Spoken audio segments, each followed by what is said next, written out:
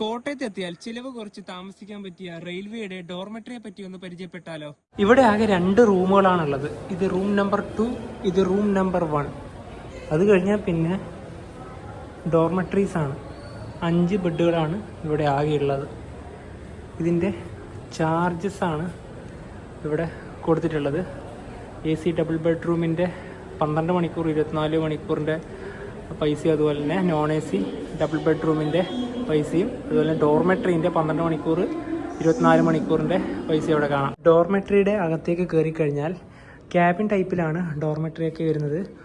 1, 2, 3, 4, 5 ബെഡുകളാണ് ഇവിടെ ടോട്ടലുള്ളത്. അതുപോലെ തന്നെ കോമൺ ടോയ്ലറ്റും ബാത്റൂമാണ്. ഇതേ ഇവിടെയാണ് ബാത്റൂമും ടോയ്ലറ്റും വരുന്നത്.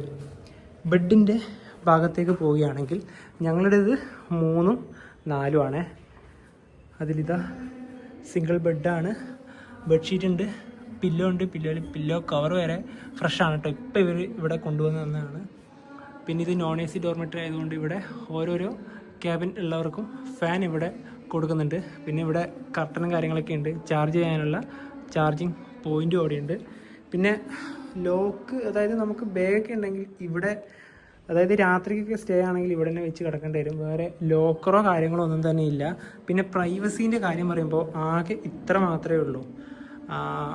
ഇത് വലിയ ഫാമിലിക്കൊന്നും ഈ ഒരു ഡോർമെറ്ററി ഒരിക്കലും റെക്കമെൻഡ് ചെയ്യുന്നില്ല. ബാച്ചിലേഴ്സൊക്കെ അതായത് ഒരു പകലോ ബഡ്ജറ്റായിട്ട് നോക്കുന്നവർക്ക് മാത്രമാണ് ഇത് റെക്കമെൻഡ് ചെയ്യുന്നത്. ഡോർമെറ്ററി ഞങ്ങൾ ഇവിടെ ബുക്ക് ചെയ്തത് 12 മണിക്കൂർ സമയത്തേക്കാണ്. അതായത് രാത്രി 8 മണി മുതൽ രാവിലെ 8 മണി വരെ ഓൺലൈൻ വഴിയാണ് ഞങ്ങൾ ബുക്ക് ചെയ്തത്. ഒരാൾക്ക് ഡോർമെറ്ററിക്ക് വന്ന ചാർജ് 200 രൂപയാണ്. നിങ്ങൾക്ക് വേണമെങ്കിൽ 12 മണിക്കൂർ 24 മണിക്കൂർ ഏത് സമയം വേണമെങ്കിലും നിങ്ങൾക്ക് സെലക്ട് ചെയ്യാം.